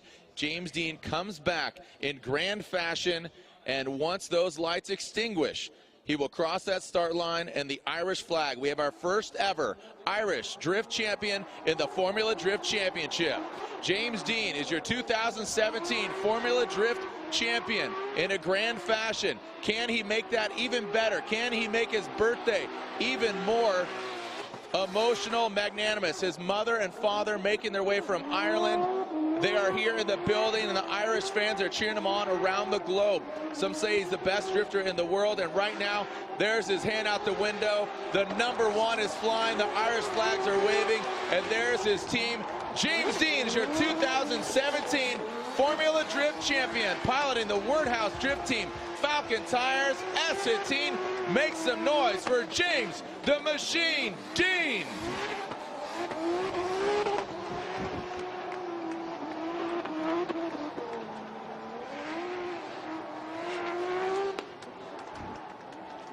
Well, Jared, you described it perfectly. An incredible run for James Deane. And let's not forget, his night is just starting. He's also going for another record. 5 wins in a season, and he can do that tonight. Also, another record, 3 wins in a row. He has both of those on the docket tonight, so if you think there's going to be any less action, he's got more records to potentially break, and I think that that would make his season even more significant than winning a championship. Is that he not only did he come in and solidify the championship, he did it in just an unbelievably amazing, dominant way. We saw Forsberg with 6 podiums last year. We saw Von Gittin Jr. with, I believe, 6 podiums in his championship year. Not since those times have we seen such a dominant performance, along with Daigo Saito, who came in and had multiple wins, 3 wins. We can talk about these guys as dominant champions, and this one right here, James Deane, is one of the most dominant. James Deane lifted and raised physically, emotionally by his teammates, and everybody included. And again, I say his mother and father are here in the building. His father just having heart surgery earlier this year. And again, a lot of Irish contingency. Falcon, basically congratulating him. And Lorette Nichols down on the ground. Lorette, you are with our 2017 Formula Drift champion, Frederick Osbo. Congratulating him. 2 gentlemen of the sport. Lorette Nichols with James Deane. Lorette, what do you got? Well, as you guys can imagine, there is so many parts down here moving around. James Deane is being celebrated by his team, by his friends. James Deane, I was able to talk to your brother. You have been focusing on this since 2010, and you said you thought one win would do you well this season, and you have made history by taking the title. How do you even put this moment into words? I can't. Oh my God, first of all, I want to thank everyone that made this possible for me. This is a dream of mine since I was just a kid. Family, friends, many people that couldn't make it, but this goes back years, and I'm lost for words, but huge thanks to all the Irish for coming out here this weekend. The Polish Wordhouse Drift Team for giving me the biggest opportunity of my entire life. I don't know what to say. I'm so happy, so thank you all. Guys, an Irish contingent of 100 people came over, including his brother, his mom, and his dad, and they are in the fans. James, anything you want to say to people in the crowd? It's just amazing to have my parents here this weekend. My brother Mike, my 2 sisters are at home. I know they're watching. My brother Ken, all my friends and family that couldn't come here. I know everyone's supporting me, and it's made this a lot easier knowing that I had this much support, and I owe so much to so many people. I don't know what to say. That's all right. Take a deep breath. Enjoy the moment. Congratulations, guys. Back to you. Great job, James. Thank you, Lorette. Thank you, and congratulations. One more round of applause for your 2017 Formula Drift champion, James the Machine Deane, in the Wordhouse Drift Team Falcon Tires Sylvia S15 from Ireland. Your first ever Formula Drift Irish champion is James Deane. Ryan? Yeah, I mean, how does it sound? You've got Hübinette, Millen, Faust, Forsberg, Gittin, Yoshihara Saito, Essa Osbo, and now James Deane. A great group of drivers to be along with. Yeah, the alumni, the alma mater there as CBS Sports down there on the case. Again, a tall drink of water, and the luck of the Irish, it's more than the luck of the Irish on his side. That is skill, hence the name The Machine. He delivered from Long Beach to Atlanta, then in Seattle, back it up. He was the Lone Star in Texas, and now here he is, the grand champion of the 2017 Formula Drift Championship. Jacob Chills, give him a little love there. And again, we'll grab some interviews with him. But the night's not over. He still could, as Ryan said, move another step into the record books with 5 wins in one season. Wins, not just podiums, wins. He has 4 wins already, as well as he could tie Sam Huebnet with 3 wins in a row. He already has 2. If he wins here at the O'Reilly's Auto Parts title fight, he would tie Sam Huebnet for 3 wins and also be in the record books for 5 wins overall. No other driver has done that within a single season. So, as we catch our breath here, gather our thoughts, the night is far from over. Again, the battle for 3rd is a real story that is unfolding. Christoph Bluch, he's already still in it. Odie Bakshis, he is still yet to run. He's the final battle of the 32. So he's going up against Matt Kaufman. You got Von Gint Jr. He is going to be seen in the 16, as well as Essa. Ryan Turk, he's out. He could have gone from 7th to even as high as 4th, 3rd. Well, his night has been retired. Ryan, thoughts just thinking about Irwindale, the stories that it's been amazing just over the few years. I can't believe we're still in the top 32. Right, yeah, exactly. So when we come back, we'll take a short break here, gather our thoughts, get some interviews, grab a drink, grab a good time. This is the O'Reilly's Auto Parts title fight, round 8 of 8 of the Formula Drift Black Magic Pro Championship, presented by Blackview Dash Cameras. Deane initiating into the bank. There goes Goosh. Goosh with some wavering. Falls off, but back into it. And Deane Carney past that first front clip, powering through that second outer bank. Oh, and Gucci hard into the wall. And Deane Carney ablaze.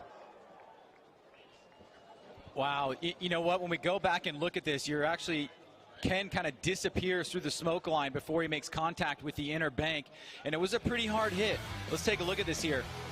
On initiation, Gucci tucks right up into the pocket here, pulls some angle out of the car. A little bit of wavering there by Gucci at the beginning, but looking strong as he gets back and re-engages. Deane out front, solid through that first inside clip. Now watch Gucci in the chase position. He's going to get lost in the smoke here, just visually from our perspective, but right there, he's going to go into the wall and turns basically right into it. So, and then watch Deane barely through the finish line there, smoke coming from the vehicle. Very interesting events taking place here between Ken Gucci and Deane Carney. Deane looking like he's kind of dead in the water at the moment, at least evaluating his vehicle, and for Ken, going into the wall pretty hard right there. So very tough for Ken Gucci on his chase run. Yeah, and you're seeing him absolutely just throw some fire extinguisher on that on the engine. And what the question I have is, was there some oil that came from Deane's car that caused Gucci to crash? Because if Deane's on fire, I mean, it seemed definitely uncharacteristic of Ken Gucci, because might have been some oil. Well, you can see there, if we can roll that back, production, roll that back, you can see liquid coming out of, watch through the finish line. You can at least see liquid coming out through the finish line here, right? Starting there, you can start seeing liquid coming out. See it behind the vehicle. There's a lot of liquid there. So we're actually going to have to put some guys on the ground to see if there's any liquid where the accident took place, because if we were able to determine that that is what the cause of Ken Gucci going into the wall is, that would certainly change the situation here. This is where we see Ken right there. Just looks like the front end slides out. It's a really weird turn of events. Yeah, both of them were shallow. Deane was very shallow, wasn't out to that wall. And so, if basically Gucci tapped that back right, it could have sucked him into it and slapped it, but he was way shallow, and he took a hard right into that wall, which is very obviously unforgiving. So, man, some insane action unfolding here, and Ken Gucci's out of the car. Hey, round of applause for all these gladiators of the sport, if you would. Irwindale. Deane Carney.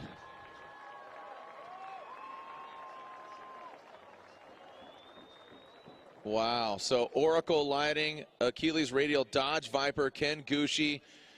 His car having seen better days. The Greddy Performance Nexen Tires Toyota Racing Toyota GT86. He will get drug up into the tow truck. When we come back, we'll inspect and see what goes down. When we come back, we'll continue here with O'Reilly's Auto Parts title fight. round 8 of 8 of the Formula Drift Black Magic Pro Championship presented by Blackview Dash Cameras. Well, as you can see down on the track, Deane Carney, he is still stranded down there because the one tow truck is being occupied by Ken Gushi, and the track is completely drizzled with oil coming off of Deane Carnage's car. So after further inspection, basically, we have our officials. We don't have anything official right now, but Deane Carnage's oil and basically the fluid left on track could have caused Ken Gushi to go into the wall. So we are further investigating what went down. What will transpire is still to be decided, basically who was at fault, because, yeah, Ken Gushi went in the wall. We saw Deane catch on fire, but prior to that, if you take a look at where the fire safety crew has dropped some of the absorbing material to pick up all that oil, you can see that front right corner there of Ken Gushi. Definitely seen better days, and that vehicle has sustained some major damage. Even if, you know, so this being the first run of this battle, it's pretty interesting because so we can't decide, but you can see all the way back there is where they have found some oil and some fluid. So Ken Gushi, fortunately, is out of the car. He's going to feel that tomorrow, but I'm glad to see him obviously walking. So safety definitely an issue. So you could see the street sweepers picking up and spreading around that absorbing material. So Ryan, anything else to add on that? Yeah, just, you know, catching some of the conversations with the staff up here and just trying to hearing some of the things that are going on, looking at the rule book about how to deal with this. We did have our competition director tell us that he did see Ken Gushi's front wheels driving through an oil slick en route to the wall. So it does look like that the oil that was put down by Deane looks to be the causal event that started Ken Gushi going into the wall. Because it wasn't a collision, though, we don't necessarily have a provision in the rule book that talks about this. So they're discussing right now how to deal with this. Typically what would happen in the case of a collision where you have to give fault is you would give the non-fault driver 10 minutes to fix his vehicle plus his 5, and the driver at fault would need to utilize his 5 if indeed he had to do that as well. We are hearing that Deane's vehicle may be more damaged than was originally suspected. It may even be a potential blown motor. That's just speculation at this point, but that is one of the things that we've heard over the radio from some of the chatter that's been going on. So, but nonetheless, we've got a big cleanup here. Deane put a lot of oil down on the track, and so we have to make sure that the track is in safe conditions for the remainder of the competition. While they talk about what is the best way to systematically deal with this, but while we're here, Jared, let's go down to Lorette, who's actually with our competition director, Kevin Wells. Thank you, guys. Kevin Wells, I'm going to turn you around. I know you are being talked to right now, but you made the call. What did you see happen on track? Basically, it looks like Deane Carney blew a motor and laid like a 2-3 foot wide strip of oil coming from the inner bank all the way around. And then you can see Gushi's tire marks through the oil straight into the wall. So we're trying to figure out, basically I can't blame him for not being able to drive in oil that he didn't know was there at 60 miles an hour. So, but there wasn't a collision, which is how our rule book is structured. So we're trying to figure out this gray area because this is a new one. Okay. So trying to figure that out. All right, Kevin, thank you so much. Guys, we'll keep you updated. Back to you. Thank you, Lorette, and thank you, officials. As you can see, the entirety of the track is covered with the absorbing material, so we won't bore you with that. But I would like to mention a few things, including SEMA Ignited. We play a commercial here. If you haven't heard of SEMA Ignited, it is the after party of SEMA Show. SEMA Ignited is the official SEMA Show after party. Check out hundreds of the hottest rides from the trade-only SEMA Show. That's Friday, November 3rd in Las Vegas, just across the street from the Las Vegas Convention Center. See Formula Drift cars in action, dragsters, hot rods, trucks, and more. Go to SEMAignited.com and use promo code FORMULA for complimentary tickets. So again, SEMA Ignited, the Friday of the SEMA Show. That is November 3rd. Also, race fans, come experience the all-new Forza Motorsport 7 on the unreleased Xbox One X console and Windows 10 PCs Friday and Saturday here at Irwindale Speedway. Forza Motorsport 7 immerses players in the exhilarating thrill of competitive racing. From mastering the new motorsport-inspired campaign to collecting over 700 cars to experiencing the excitement of driving at the limit. This is Forza Motorsport Reimagined. Stop by the Forza Motorsport 7 experience located between the grandstand and paddock. Feel the thrill of motorsports right at your fingertips and and speak to Xbox team members about the Xbox One X before its release date on November 7th. As you can see, working hard here. We'll see if Gucci can get his car back together. As Kevin said, Deane's car sustained a lot of damage. When we come back, more Top 32 action. All right, as you can see, smoke filling the stadium here and off in the distance right now as the sun is getting closer to setting. It's still high up in the sky, but Lorette Nickel is with Kevin Wells once again. Lorette? Well, guys, we were just trying to figure it out. So, Kevin, could you explain to everyone what you just explained to me? Basically, our rules are designed for car versus car crashes, not for a car that dumps oil on the ground and makes the other car crash. So this is an odd case. So we're actually going to let both cars fix their vehicles over our halftime break and then run the last battle of this run once we fire up again. Okay. Thanks, Kevin. Guys. And Ryan, give some more clarification to that if you could. Yeah, no, I think what Kevin said pretty much described it, except the one thing that will stay in place is that because of the fault has been deemed to Deane Carney, he will be at a disadvantage on that second run if indeed he makes it to the line either way, because we are understanding that perhaps he does have a blown motor, and where you're going to find a spare V10 is a question, I think. So. Yeah. And he's had a lot of bad luck too. I mean, we were talking about Ryan Turk earlier. He's had a lot of bad luck, but so again, they're allowed to work on their vehicles. They will be the first battle before the top 32, and it's only the second half. So it'll be just Gucci out front, Carney in the chase position. That's if Deane Carney and his Oracle Light and Achilles Radial team can get the car to the line. So both teams thrashing. Hopefully we'll see both of them to the line. If one car, either or the other, basically that other car, you know, if Deane doesn't make it, Ken Gucci would get the win. So essentially we'll have a top 17 driver introduction because one of the drivers will not be moving on to the 16. But right now we have the bye run of Michael Essa. Michael Essa qualified 6th, so he has a bye run into the top 16 with one more battle left in the top 32. Odie Bakshis, Matt Kaufman. Odie Bakshis and Matt Kaufman. So Odie Bakshis and Matt Kaufman are our final battle, but first, Michael Essa in his Essa Autosports Achilles Radial BMW, and I think this is a good opportunity for, you know, given how much liquids and stuff was taken, I think Michael Essa is going to kind of not hammer down on this run. Well, I mean, you could tell by the time that was allocated just to get that up off the surface that there was a lot of liquid there, and you know, the Irwindale staff does an incredible job making sure that the track conditions are safe, but nonetheless you got a lot of liquid down that needs to be accounted for, and Michael Essa will most likely take it easy here. That's all he needs to do is show up to the line to get his bye run. He qualified very well yesterday. He deserves his pass into the top 16, and then we'll move on to our final battle here, Odie Bakshis versus Matt Kaufman. And like you said, Jared, we'll be revisiting the second half of Deane Carney and Ken Gucci. Well, Michael Essa not going too easy through it, just kind of keeping it consistent. But I don't know if you saw when he ran through that course, you saw all that white dust and powder. That was a remnants of where the oil was. So that just gives you an idea of how much oil truly was. I mean, a big engine, the biggest one here, and he pops it and just, you know, wets the bed, for lack of a better term. Yeah, that's a good point. You know, it's not a small displacement engine. We got a lot of oil in there, so a lot down to deal with. And I think mostly it was concentrated on the inner bank, which was good because if it was the big bank and the inner bank, it would be a big cleanup here. Yeah. So, again, Michael Essa advances on to the top 16. Congratulations to him. Achilles Radial, Essa Autosports, BMW. One more battle left, or I should say 1.5, but the half we will be revisiting before 32.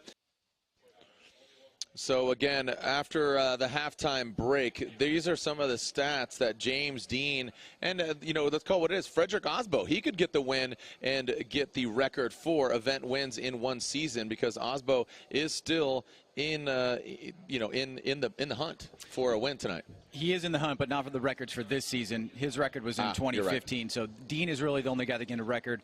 Osbo did that in 2015. You can see Daigo Saito with his 3 wins there in 2013, and Samuel Hubinet 2006 and 2004. And, you know, you should basically, I think, point out that all those guys went on to go win championships. Right. So you get that many wins, it's really hard to be beat.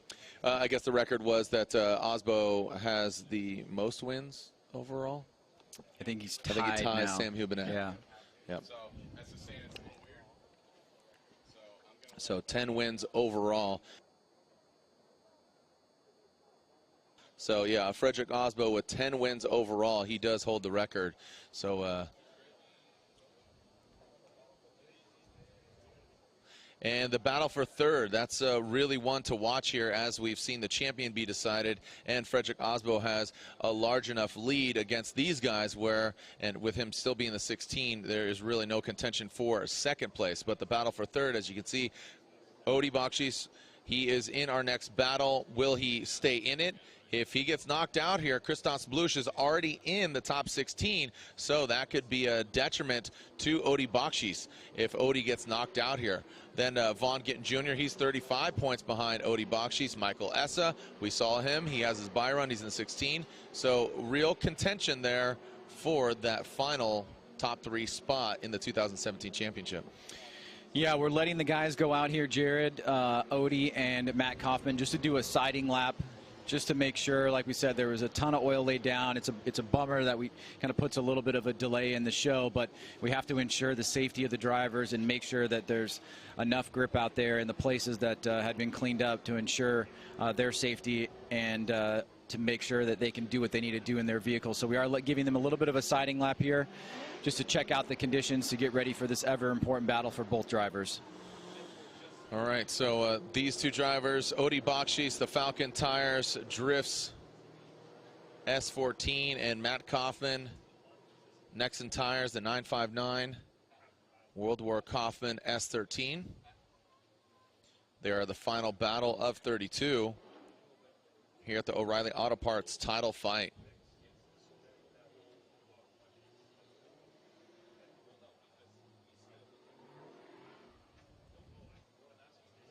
So we will be taking a break. Odie Bakshis, Matt Kaufman, you can see going against each other one time before, and Odie Bakshis getting the victory.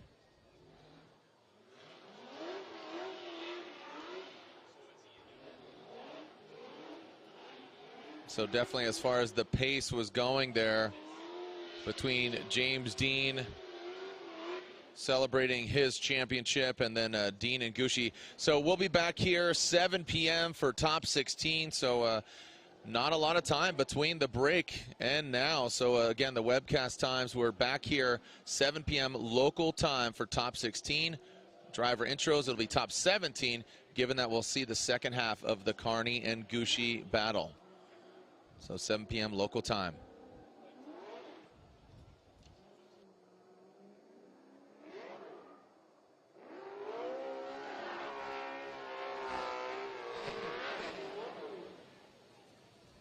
All right, so here we go. We are seeing Odie Bakshis, Matt Kaufman, Larry Chen snapping away there.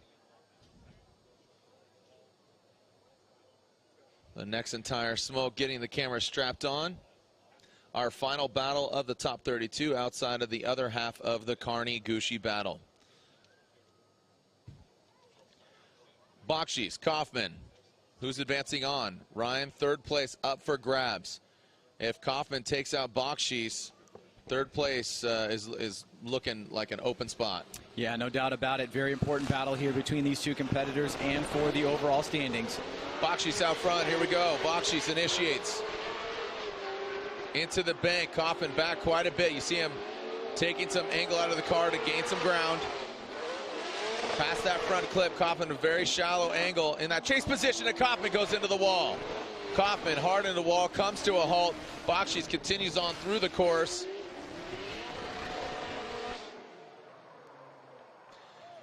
So Bakshis. Ryan, let's take a look at this again here. Well, more carnage here for Matt Kaufman this time around. Bakshis out front, great start for him. Nice angle, super high on the bank. Takes a little bit of angle out there for a second, tiny flub from him, but as we come down in the inner bank, Kaufman's in a deep line here, and he kind of was driving almost straight into the wall.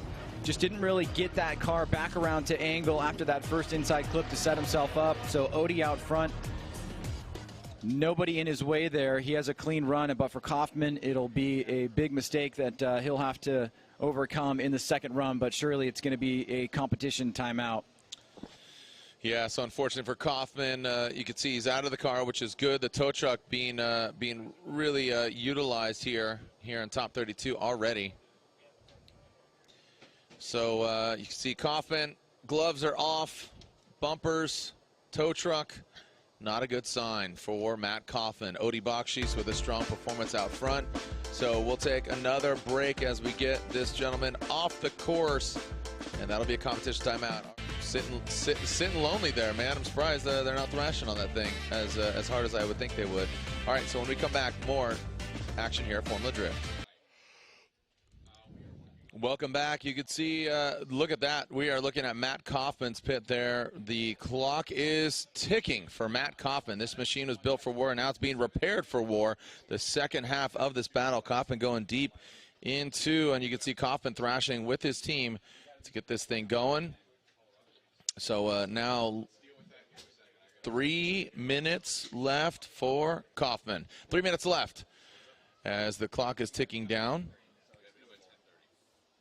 Checking, see George K. checking some tire pressures there. And again, hashtag FDIRW. A lot of people surviving Irwindale, seeing a time attack hack. ASM spec, Formula Drift 2017, huh? In case you missed it, there you go, houseofdrift.com. Interesting. So you could see that back corner there being thrashed on. Text BVIRW1 to 38714 for a chance to win a free Blackview dash camera. Must be 18 or over to enter. Retail value $379. You and your car connected Blackview dash cameras. Text BVIRW1 to 38714. And download the app if you haven't already. All the app features as the season's coming to an end. We have some exclusive content. And, you know, at SEMA Show, usually the following season is announced. So we'll see what goes down for 2018. But download the app with all the latest news and updates for both Apple and Android devices.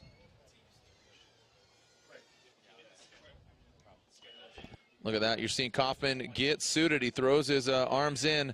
1 minute.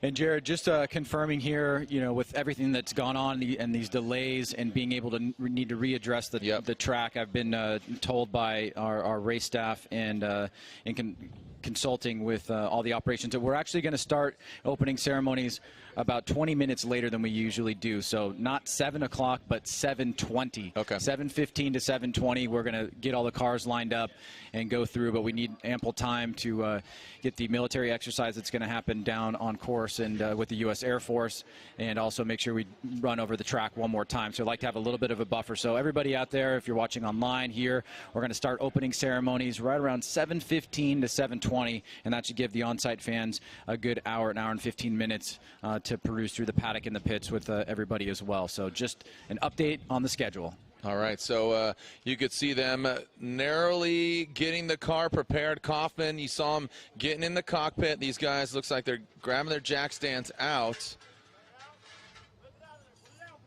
15 seconds, and it looks like if they drop it on the ground, should be good to go.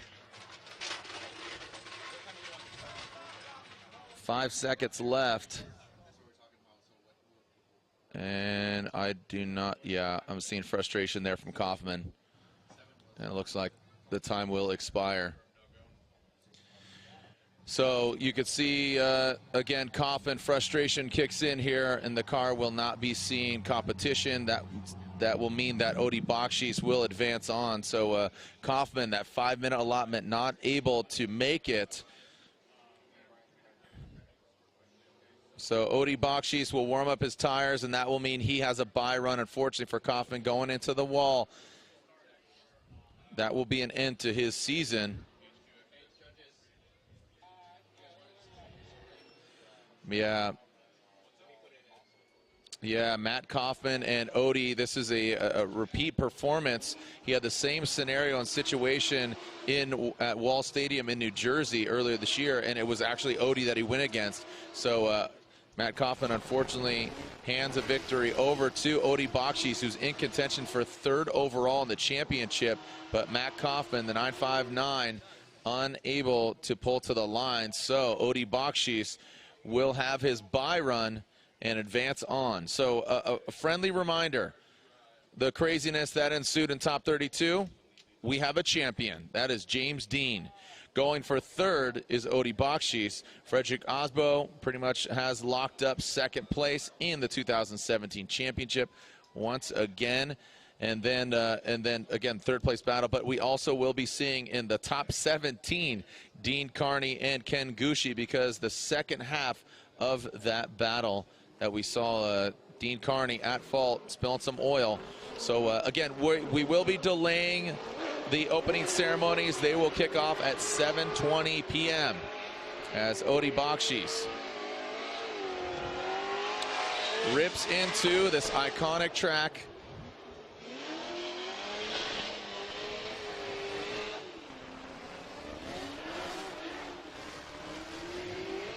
And with that, Odie Bakshis is in the top 16 and still fighting for a top 3 finish in the 2017 season. So we've seen a lot of things unfold here. We've seen a lot of things unfold here at the top 32, but when we return, we will be going live at 7:20 p.m. 7:20 p.m. When we come back, we'll be live at 7:20. That's just about an hour and less than 10 minutes. So just over an hour, we'll be back here for the O'Reilly Auto Parts title fight, round 8 of 8 of the Formula Drift Black Magic Pro Championship, presented by Blackview Dash Cameras.